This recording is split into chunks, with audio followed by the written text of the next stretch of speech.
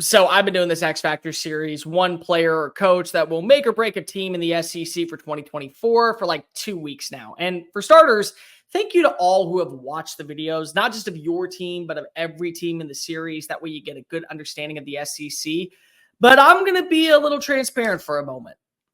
This list was hard. Like, it was really, really hard to come up with some names because I want to have variety in the group. I didn't want to always pick just the head coach and the quarterback. I want to make sure that I brought up really good position players. I also didn't want to be all offense or all defense. So this did a toll on my brain looking up numbers.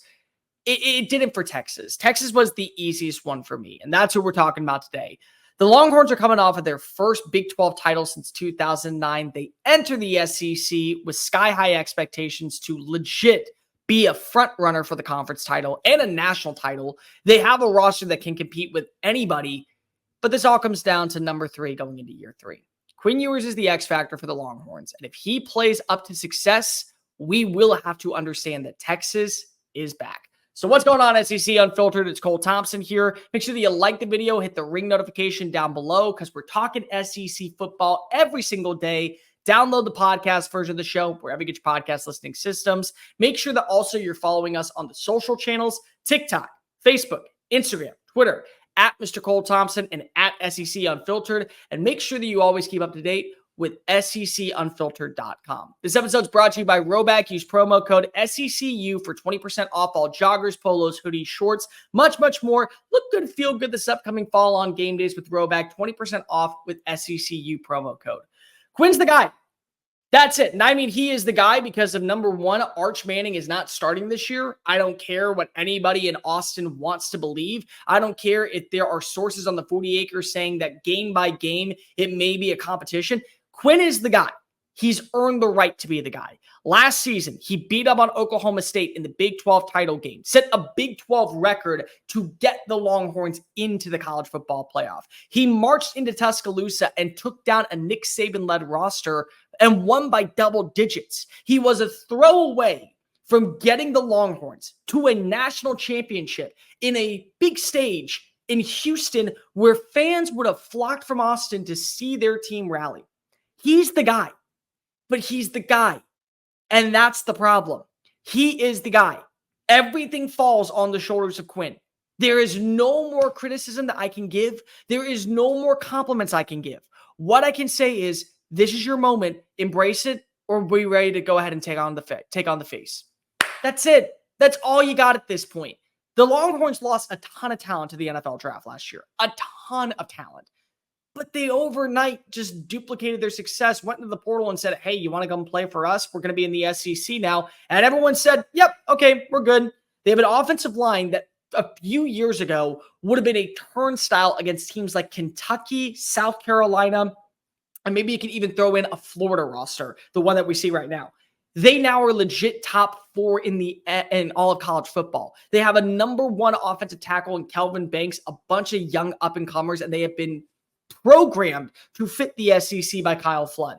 The wide receiver room, it's awesome. It legitimately is awesome. Jonte Cook is finally going to cook now that he doesn't have to share reps with Adonai Mitchell or with Xavier Worthy. But the thing is that he may not put up a 1,000-yard season because Isaiah Bond, Amari Niblack, Silas Bolden, who I think is a sleeping giant in Steve's offense, and Matthew Golden are all there. Ryan Wingo's never going to see the field this year, and that's okay because you got him and Arch in 2025. You also have a defense that brought in a ton of under-the-radar names. Andrew Makuba is a stud safety that nobody is talking about. EA Sports put him at a 91 in the video game. He was an all-ACC freshman at Clemson for that defense. And they know defense out in Howard Rock. They know what they're doing up in Clemson, South Carolina. Trey Moore may not have played well in every game, but he played well enough to get to UTSA in the 9-win season in AAC conference. And also on top of that, he won AAC Defensive Player of the Year. They also have Bill Norton, who, again, another under-the-radar name. He gets to work with Johnny Mason, his former defensive coordinator at Arizona. Then again, the other Arizona guy, they still have Anthony Hill. David Mendez back there at linebacker. There's no excuse for Texas to be anything less than a college football contender. They have to be, because if they regrouped in the transfer portal And they upgraded at certain positions on the recruiting trail. They finished top 5 in recruiting. They're good. They're a balanced organization. And that's the new norm in Austin. That's what people expect now in Austin. But it all starts and ends with Quinn. Because here's the thing. There's 3 elements that we know about Quinn's game. Number 1, he's going to be injured prone. When I say injured prone, I mean, yeah, it is true. Game against Alabama in 2022, he missed 3 appearances. That cost him a couple wins. Game against what was it? Houston, if I'm not mistaken. Missed a couple games afterwards. Kansas State went down to the wire. Missed 2 games that year. And it almost led to them not going to a college football playoff and just getting to a New Year's Six bowl. On top of that, they also have the second element. Arch is sitting in the wings. There will be people who will see one bad throw against, say, I don't know, we'll throw in maybe Michigan, and we'll go, we got to go to Arch. We immediately got to go to Arch. He was good for the Big 12, but Quinn, you're not good for the SEC. Arch is the grandson of Archie. He is the nephew of Peyton and Eli. He comes from football royalty. We can't lose into the portal. He's got to start for us. There will be fans out there that will say, there will be commentators that reside on this app, that reside right here on this universe in YouTube, that will declare that it's time for Arch Manning. They're lying to you. They are absolutely egregiously trying to get clicks for you, but that's what they will do. And then there's the third element, playing down to the competition. Unfortunately, the one negative around Texas that has been there for years after a program-altering season is they play down to the competition of other opponents. You can kind of get away with that in the Big 12. And that's not an insult to the Big 12. Anybody who knows me, anybody who hears me on this program, anybody who has been on my own YouTube channel knows how highly I speak of the Big 12. I think it is the best conference in all of college football for what college football is at its pure essence. But with that being said, you can fumble the bag a little bit against a team like a West Virginia that's projected to go 6-7. You can fumble the bag in Ames, Iowa, and still come out on top. You can have a down day against a Kansas-led squad, or even you could throw in a TCU or a Baylor team and find the way to still get a victory. You can't do that in the SEC. You can't.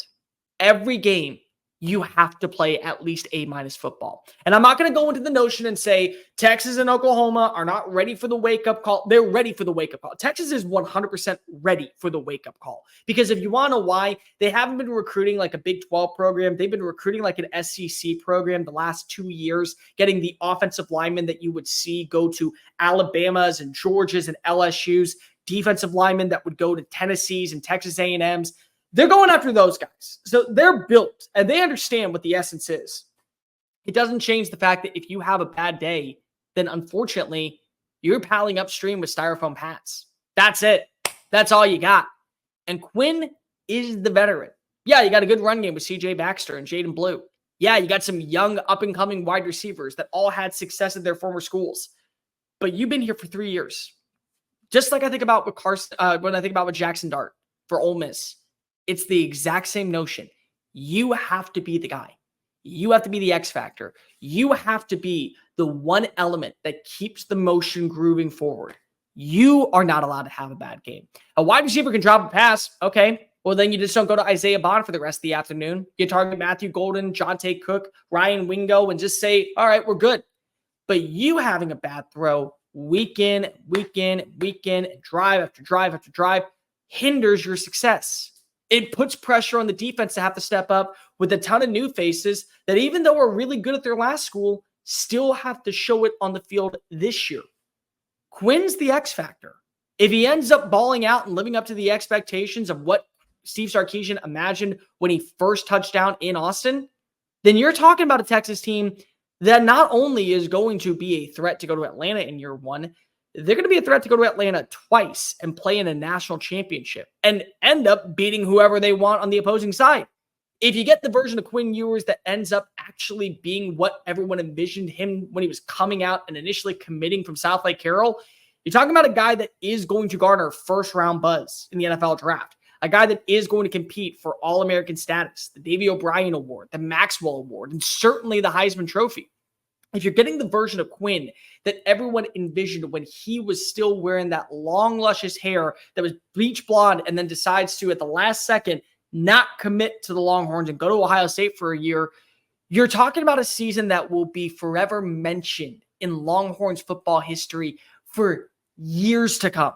They'll build a statue of him. They'll put him on a pedestal the way that they do Vince and the way they do Colt and the way that they do Earl Campbell and the way that they do Ricky Williams and Bijan Robinson and countless others who have been there before and actually been a part of something unique and special in Austin. If you get that version of Quinn, everything that the Longhorns think can happen will in 2024.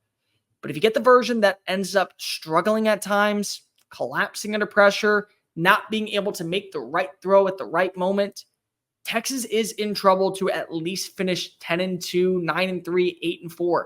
And in the SEC, having an A+ game is great. Having a B- game might be a death sentence.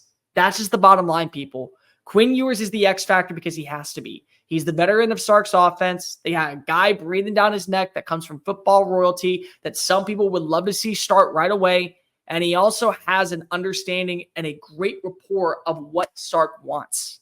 He's got to be the guy. You can go ahead and try and phrase whatever you want as your X factor. You can say it's the offensive line. You can say it's the defense. But you're kidding yourself if you actually don't believe that down in Austin this year, number 3 is not the number 1 reason for success or failure in the SEC.